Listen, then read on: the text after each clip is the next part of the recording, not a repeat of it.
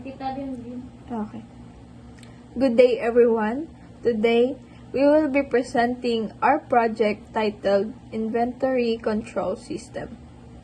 Our project falls under the domain of Business and Retail Management System, and it focuses on developing a conceptual solution, system architecture, and low-fidelity prototype for a more efficient inventory process. Our goal is to improve inventory accuracy and streamline stock monitoring by replacing manual recording with an automated digital system. Through this project, we aim to help businesses manage their products more effectively, avoid stockouts, reduce errors, and support better decision making. Our team for this project includes me, Keisha Andrea Socias, Rafael B. Mandolado, and Von Christian Carl Molina. And together, we work on analyzing the problem, designing the solution, and creating the prototype that we will be showing in this presentation. So, let's begin. Problem solution. First, paper-based submission. Too much paper. Next, manual encoding. Manual work. Fragmented tracking. Hard to track files. And the last, slow communication. Communication. Solution. Online portal. An online portal to replace paper. Admin at dashboard. A dashboard to make tasks easier for admins. Notification system. Notification for faster updates. And the last is centralized database. A centralized database for organized tracking. System architecture. Business layer shows the real-world tasks such as updating stock, monitoring inventory, and reviewing reports. These activities represent the daily operations of the store. Application layer provides the digital tools and features that support this task. This includes dashboard for the owner, modules for updating an inventory, POS features, and automated alerts.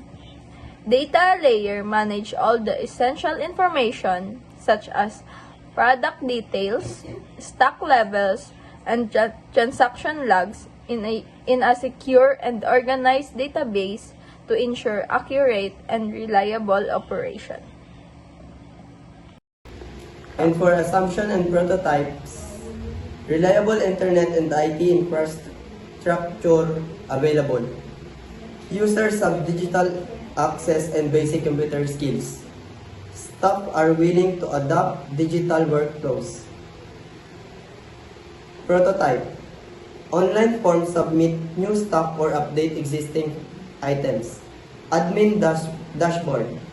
View stock level notification and reports. Navigation flow, simple menus and links between screens. Expected benefits. Faster processing. Automates inventory updates and report generation. Reduce errors. Minimize mistakes from manual data entry. Secure data. Centralized database ensures accurate and safe storage.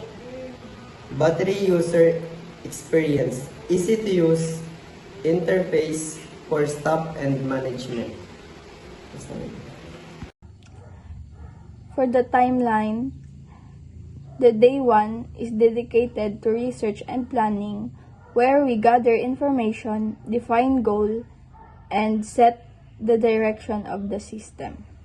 And for the day 2, focuses on creating the system architecture, which means designing how the system components will work together. And for the day 3 is for prototype sketching, as well as preparing the document and presentation needed to explain the project. And for the day 4 is the finalization stage where we review, polish, and complete everything for submission or presentation. Thank you for watching our presentation on the inventory control system.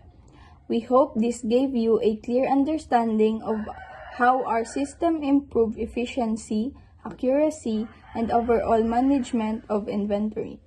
With this solution, businesses can operate smarter and more smoothly.